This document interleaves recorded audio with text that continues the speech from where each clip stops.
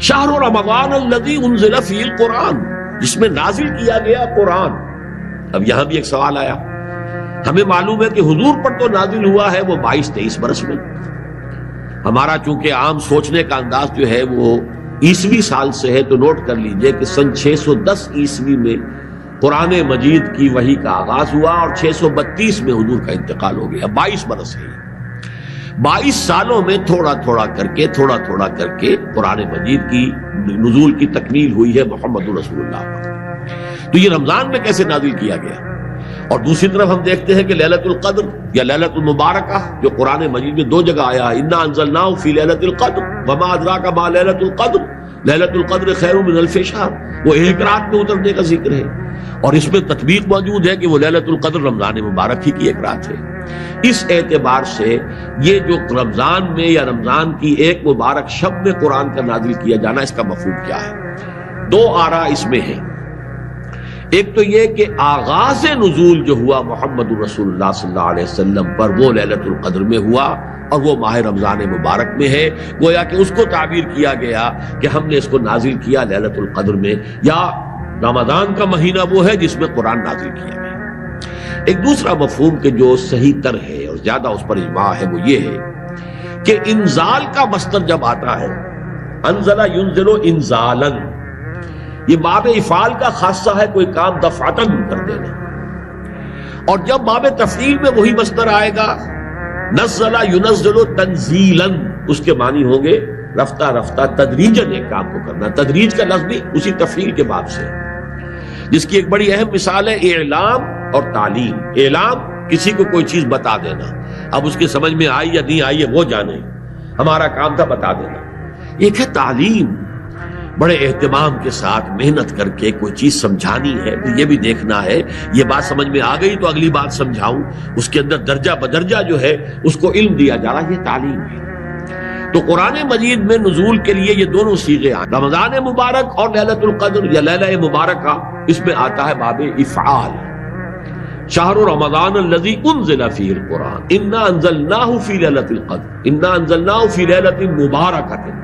لہذا یہ ہے پورے قرآن مجید کا لوح محفوظ سے، یا جس کو کتاب مکنون کہا ہے سورہ واقعہ میں، یا جسے انہ فی ام الکتاب لدینا لعلی حکیم کہا گیا، ام الکتاب، وہاں سے پورا قرآن نازل کر دیا گیا سمائے دنیا تک۔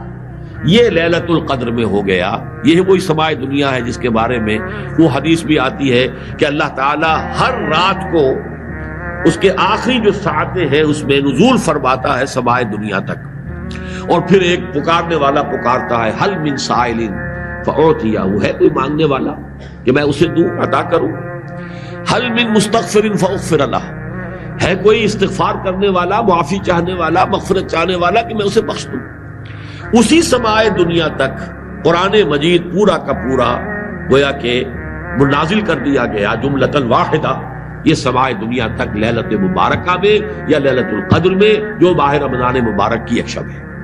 البتہ وہاں سے حضرت جبرائیل علیہ الصلوۃ والسلام تھوڑا تھوڑا کر کے اس کو نازل فرماتے رہے حضور پر، اور یہ ترتیب نزولی ہے حضور کی دعوت و تحریک کے تقاضوں کے مطابق، جبکہ جو اصل ہے لوح محفوظ میں اور کتاب مکنون میں اور ام الکتاب میں، وہ ترتیب وہ ہے جس کے ساتھ کہ پھر حضور نے اس کو مرتب کر دیا اللہ تعالیٰ کے حکم سے، ان علینا جمعہ وقرآنہ فاذا قرأناہ فاتبع قرآنہ انزل فیہ القرآن۔ اور قرآن کیا ہے؟ ھدی للناس وبینات من الھدی والفرقان، یہ بن کر آیا ہے لوگوں کے لیے ہدایت۔ اب یہاں نوٹ کیجئے ذرا، ایک تقابل آئے گا، اسی سورہ بقرہ کے شروع میں فرمایا گیا ہے قرآن کے بارے میں، الف لام میم ذالک الکتاب لا ریب فیہ ھدی للمتقین، یہ ہدایت ہے متقیوں کے لیے۔ یہاں فرمایا ھدی للناس، تمام انسانوں کے لیے، تو اس میں مطابقت کیا ہے، تطبیق کیسے ہوگی؟ وہ یہ ہے کہ قرآن مجید اپنی جگہ پر فی نفسہ علی مقامہ، تمام انسانوں کے لیے ابد الآباد تک کے لیے یہ ہدایت ہے، رہنمائی ہے، عوام کے لیے بھی، خواص کے لیے بھی، عام لوگ ان پڑھ جاہل ان کے لیے بھی، اور بڑے سے بڑے حکیم اور فلسفی اور دانا اور سائنسدان کے لیے بھی، اپنے دور میں جب کہ قرآن نازل ہوا اس وقت کے عوام و خواص کے لیے بھی، اس وقت بھی دنیا میں بڑے بڑے فلسفی تھے. ایران میں، ایرانی قوم کی تو گھٹی میں فلسفہ اور منطق پڑی ہوئی تھی، لیکن ان کے لیے بھی ہدایت نامہ قرآن ہی تھا. عام بدوؤں کے لیے بھی ہدایت نامہ قرآن تھا. پھر یہ کہ آج اس صدی کے اندر علامہ اقبال جیسے شخصیت، انہیں بھی تو آخر کار جو تسکین حاصل ہوئی ہے ان کے علم کی، جو پیاس بجھی ہے وہ تو قرآن سے بجھی ہے. انہوں نے اپنے فلسفے کے لیے بھی سورس جو ہے فلسفہ خودی کے لیے سورہ حشر کی ایک آیت کو معین کیا. تو اس حوالے سے یہ ہے تو اپنی جگہ ہدی للناس، البتہ اس سے استفادے کی شرط لازم تقویٰ ہے. ظاہر بات ہے کہ بھینس کے آگے بین بجائیں تو بھینس کو تو کوئی فائدہ نہیں. ابو جہل کو قرآن سے کوئی فائدہ نہیں ہو سکا، ابو لہب کو کوئی فائدہ نہیں ہو سکا. لیکن جس کے دل میں طلب ہوگی، جو چاہے گا کہ ہاں وہ جاننا چاہتا ہوں کہ حقائق کیا ہیں، میں جاننا چاہتا ہوں سیدھا راستہ کون سا ہے، جس کے اندر یہ پیاس ہے، وہ اس کے لیے جو ہے قرآن مجید اس کے لیے ہدایت نامہ ہے. وہ متقین جو ہے ان کے لیے ہے. اور اس میں دیکھیے اب ایک ربط جڑ گیا. روزے کی عبادت کی غرض معین ہوئی تھی لعلکم تتقون، اور تقوی شرط ہے قرآن سے استفادے کے لیے. لہذا رمضان مبارک کا مہینہ کہ جس میں قرآن نازل کیا گیا، اس میں روزے کی عبادت فرض کر دی گئی تاکہ یہ دونوں چیزیں جڑ جائیں.